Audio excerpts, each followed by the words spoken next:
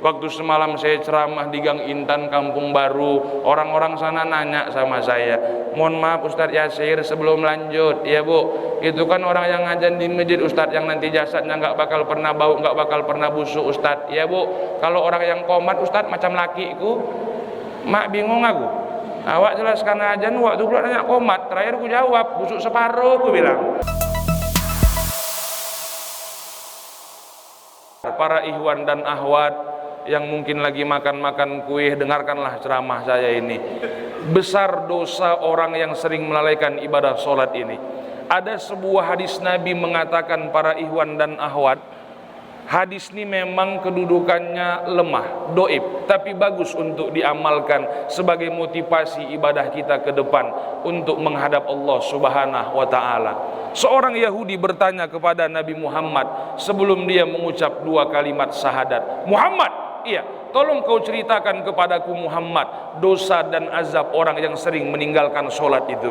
Yang pertama, sholat subuh. Siapa orang yang meninggalkan sholat subuh dengan sengaja karena asyik dengan urusan dunianya, maka nanti Allah akan campakkan ke dalam neraka jahanam 20 tahun lamanya. 20 tahun di neraka, hitungan dunianya seperti 60.000 tahun nanti kita berada dalam neraka sana. Nauzubillah summa nauzubillah. Lalu yang kedua, sholat zuhur. Siapa orang yang meninggalkan sholat zuhur dengan sengaja karena asyik dengan urusan dunianya, maka dosanya sama seperti dia meruntuhkan Ka'bah di Makkatul Mukarramah. Lalu yang ketiga, sholat asar. Siapa orang yang meninggalkan sholat asar dengan sengaja karena asyik dengan urusan dunianya, maka dosanya sama seperti dia membunuh saudara muslim seakidah sebanyak 10.000 orang. Lalu yang keempat, sholat maghrib. Siapa orang yang meninggalkan sholat maghrib dengan sengaja karena asyik dengan urusan dunianya, maka dosanya sama seperti dia berzina dengan kedua orang tuanya. Lalu yang kelima, sholat isya. Siapa orang yang meninggalkan sholat isya dengan sengaja karena asyik dengan urusan dunianya, maka nanti Allah akan cabut keberkahan dalam hidupnya. Nauzubillah summa nauzubillah. Ayo, momentum tahun baru ini sebagai tahun renungan untuk kita semuanya. Sudah berapa banyak sih ibadah yang kita kerjakan di hadapan Allah? Merenung kita, mudah-mudahan perubahan yang kita lakukan dalam diri kita bersama menuju arah yang lebih baik lagi. Para ikhwan dan ahwat yang dimuliakan Allah, kenapa saya katakan seperti ini?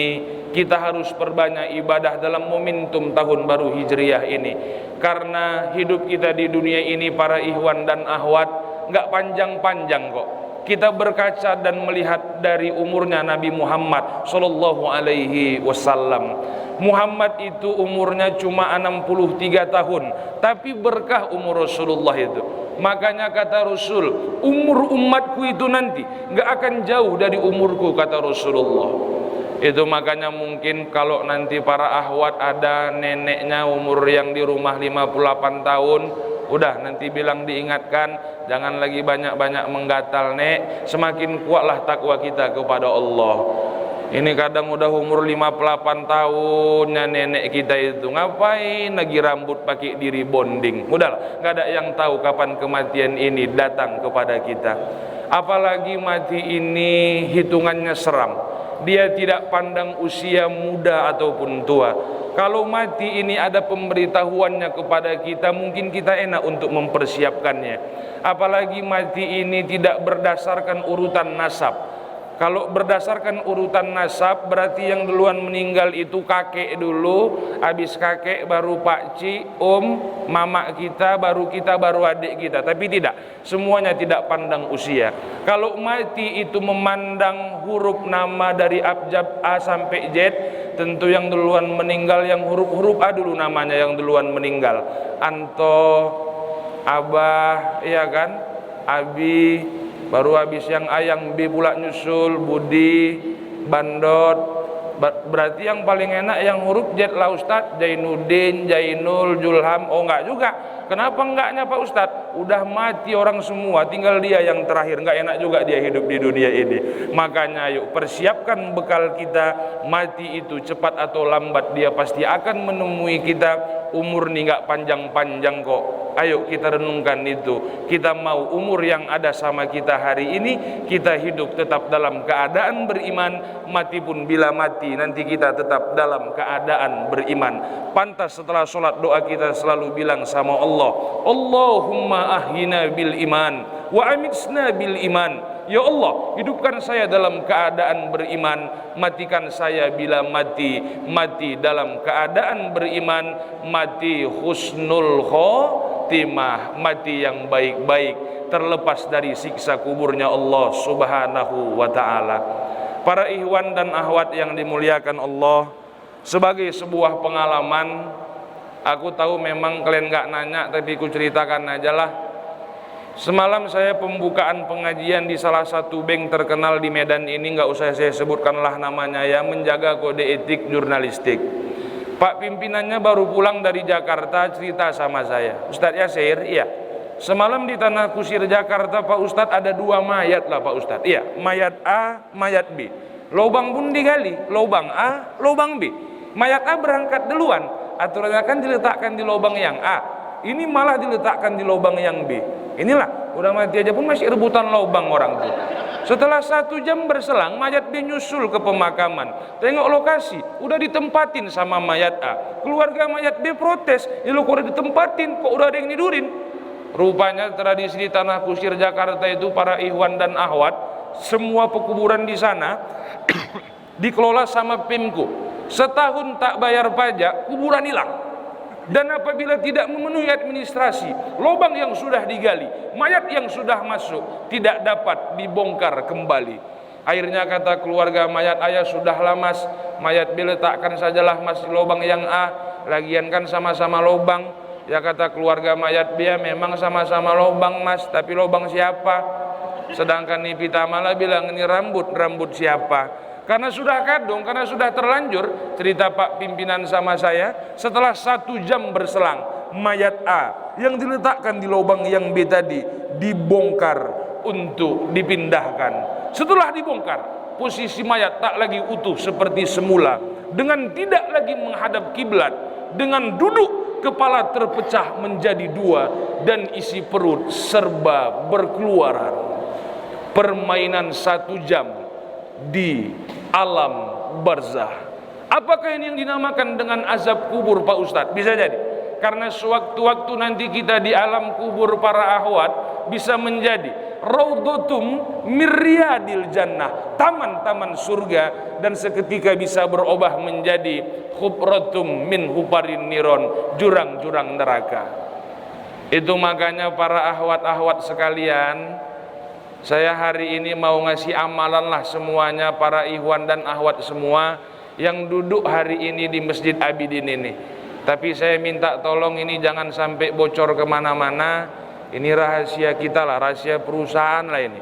Itu makanya sebelum habis sholat, sebelum fil alamina innaka hamidum majid, jangan langsung salam, tambahi doa. Tuan Arsyad Al-Banjari dalam kitabnya Sabilal Muhtadin memberikan bimbingan kepada kita lewat hadis Nabi dengan membaca doa, Allahumma inni a'udzubika min azabil qabri wa min azabin nari wa min fitnatil mahya wal mamati wa min syarri fitnati masyid dajjal. Doa apa ini Pak Ustadz? Doa supaya terlepas dari siksa kubur. Mudah-mudahan dapat kita amalkan dalam kehidupan kita bersama. Para saudara dan saudari ikhwan dan akhwat yang tergabung di dalam generasi perindu surga yang dimuliakan Allah, kita semua nanti ini kan akan dikubur dalam tanah ya. Dikubur bertahun-tahun, tentunya akan membau dan membusuk, dan pastinya akan menjadi tulang belulang. Tapi nanti dikatakan di dalam kitab Durratun Nasihin jilid kedua halaman 123, ada beberapa golongan manusia yang nanti jasadnya dimuliakan sama Allah, nggak bakal pernah bau, nggak bakal pernah busuk nanti di yaumil akhirah. Siapa yang pertama Pak Ustadz? Itulah yang pertama orang yang suka tilawatil Quran, orang yang senang baca Al-Quran. Ibu-ibu di Palestina semalam saya lihat melalui jaringan internet, walaupun terus dihantam sama bajingan Israel, mereka tetap bisa hatam seminggu 4 kali. Seminggu 4 kali. Awak jangankan hatam Quran. Semalam tempat kami ada orang imam baca wattini, belok ke wal asri. Wattini wazzaitun wa turi sinina wa hadzal baladil amin laqad khalaqnal insana fi ahsani taqwim thumma radadnahu asfala safinin ilal ladzina amanu wa amilus solihati wa tawasaw bil haq wa tawasaw bis sabr. Belok. Makanya ayolah kalianlah generasi muda Islam ke depan, dekatkanlah diri kita dengan Al-Quran, terutama nanti kalian ini kan semuanya kan caem-caem ini kan, calon mak-mak, semuanya nanti pasti akan memiliki anak keturunan suatu saat nanti. Didiklah nanti anak keturunan kita itu supaya mereka bisa pandai membaca, mengamalkan ayat suci Al-Quran. Siapa lagi Pak Ustadz yang nanti jasadnya dimuliakan sama Allah, gak bakal pernah bau, nggak bakal pernah busuk? Itu Pak Ustadz, itulah laki-laki yang suka azan di masjid. Orang yang suka azan di masjid nanti jasadnya dimuliakan sama Allah, nggak bakal pernah bau, nggak bakal pernah busuk nanti di yaumil akhirah. Cuman jangan pula aku membahas masalah azan di GPS nih, nanti asar orang berebut pula azan di Masjid Abidin nih, terakhir mik dikantongi, muadzin pula yang kehilangan mik. Makanya yuk para ikhwan semuanya, biarlah mungkin kalian masih muda-muda, ada masjid daerah kita, kitalah yang bertindak sebagai muadzin di kampung kita. Kalau sudah ramai anak-anak muda seperti ini masuk ke dalam masjid, maka berhasillah perkumpulan yang kita buat, yang disingkat sebagai generasi perindu surga ini, para ikhwan dan akhwat yang dimuliakan Allah. Itu golongan yang kedua, yang nanti jasadnya dimuliakan sama Allah, ndak bakal pernah bau, nggak bakal pernah busuk nanti di yaumil akhirah. Tapi begitu pun waktu semalam saya ceramah di Gang Intan Kampung Baru, orang-orang sana nanya sama saya, mohon maaf Ustadz Yasir sebelum lanjut, ya Bu, itu kan orang yang ngajan di masjid Ustadz yang nanti jasadnya nggak bakal pernah bau, nggak bakal pernah busuk Ustadz. Ya Bu, kalau orang yang komat Ustadz macam lakiku, mak bingung aku. Awak jelaskan aja, waktu pula nanya komat, terakhir ku jawab busuk separuh, ku bilang. Itu orang yang suka azan di masjid. Lalu selanjutnya golongan yang ketiga, yang nanti jasadnya dimuliakan sama Allah, nggak bakal pernah bau, nggak bakal pernah busuk. Itu siapa Pak Ustadz? Itulah orang yang suka bangun tengah malam.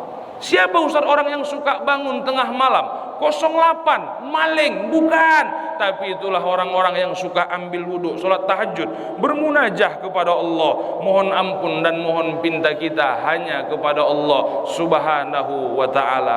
Makanya ayo, mumpung Allah masih beri kesehatan sama kita dalam tahun baru Islam Muharram 1442 Hijriah ini, banyak-banyaklah kita beribadah kepada Allah, seraya selalu mendekatkan diri kepada Allah subhanahu wa ta'ala.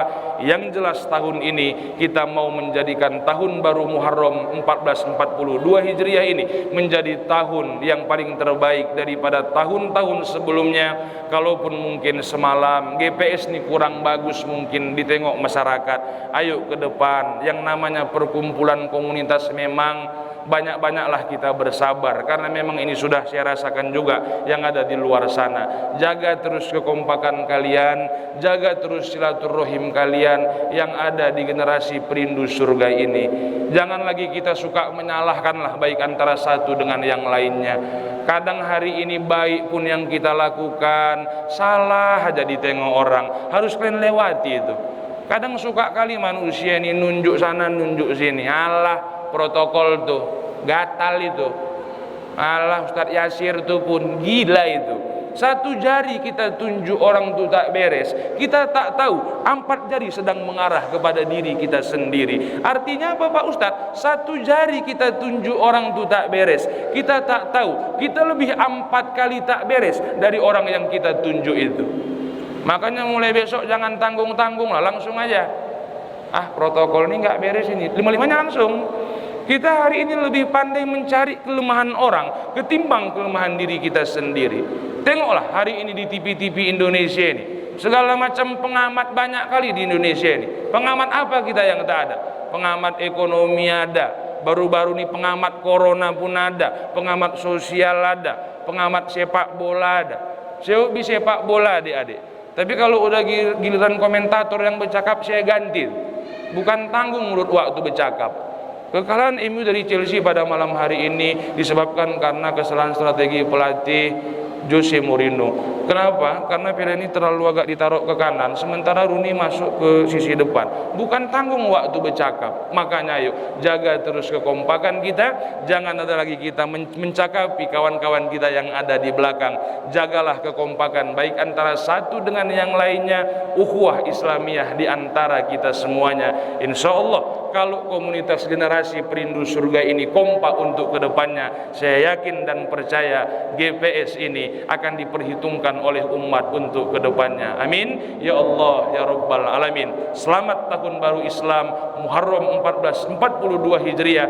Jadikan momentum tahun baru ini sebagai introspeksi diri kita, muhasabah diri kita menuju arah yang lebih baik lagi. Dan saya doakan sesuai dengan nama komunitasnya, orang-orang yang hari ini duduk mendengarkan kajian agama ini, walaupun di tengah situasi pandemi COVID-19 ini, inilah yang nanti akan dipilih oleh Allah untuk masuk ke dalam surganya. Amin ya Allah ya Rabbal Alamin. Adik-adik para ikhwan dan akhwat yang dimuliakan Allah, sudah hampir 45 menit saya menyampaikan ceramah ini. Inilah saya Muhammad Yasir Tanjung menyampaikan ceramah dengan gaya otodidak saya. Kalaupun kita harus sedikit tertawa dengan ceramah itu, silahkanlah kita tertawa, tapi yakinlah tertawa itu hanya metode dakwah saja, supaya kita tak jenuh untuk mendengarkannya. Kalau kalian cerdas, ada hikmah yang saya sampaikan itu tadi ya. Kalaupun komunitas GPS ini kurang dengan ceramah saya, kapanpun saya diundang, insya Allah untuk GPS ini saya siap datang,